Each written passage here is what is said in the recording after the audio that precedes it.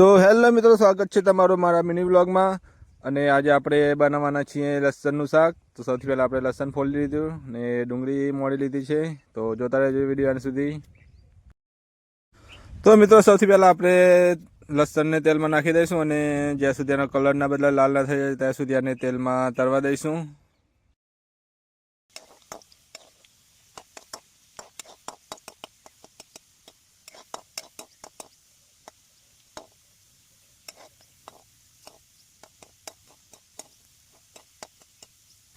તો આપ જોઈ શકો છો લસણ લાલ થઈ ગઈ છે, તેને અલગ કાઢી લઈશું સાઈડમાં. અને એ તેલમાં ડુંગળીને લીલા મરચાં નાખી દઈશું અને ડુંગળીને પણ લાલ થાય ત્યાં સુધી ફેરવશું.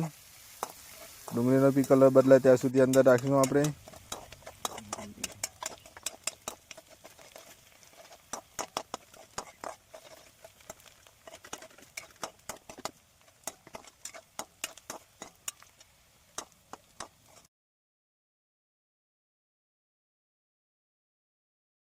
તો મિત્રો આપણી ડુંગળી રેડી થઈ ગઈ છે ને અંદર આપણે એડ કરી દઈશું આદુ લસણનો પેસ્ટ. એને બરાબર મિક્સ થવા દઈશું. તો મિક્સ થાય ત્યાં પછી આપણે એની અંદર નાખી દઈશું દળેલું મરચું હળદર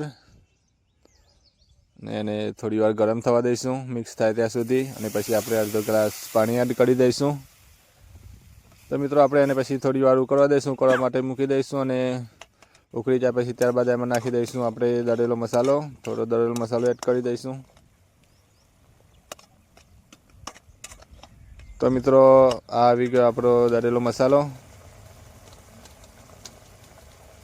તો મિત્રો હવે આપણે જે લસણ ફ્રાય કરીને કાઢ્યું હતું એ લસણ અમે નાખી દઈશું આપણે એની અંદર અને થોડી વાર મિક્સ થવા દઈશું. અને અમે આને ઢોકણું લઈ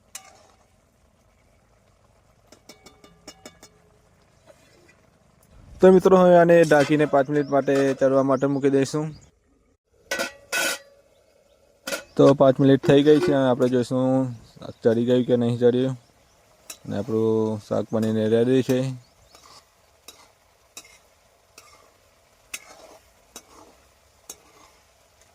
તો મિત્રો આપ જોઈ શકો છો આપણું શાક બનીને રેડી છે. અમે જોવામાં તો બહુ મસ્ત લાગે છે. તો મિત્રો ફાઇનલી આપણે લસણનું શાક બનીને તૈયાર છે, આપ જોઈ શકો છો. તો મિત્રો કમેન્ટમાં જણાવજો કેવું બન્યું છે અને લાઈક ફોલો કરતા જજો. તો મિત્રો હવે આપણે ટેસ્ટ કરી જોઈએ શાક કેવું બન્યું છે. તેલ થોડું વધારે પડ્યું છે પણ હવે બીજી વાર આપણે ધ્યાન રાખીશું. તો મિત્રો જોરદાર શાક બન્યું છે.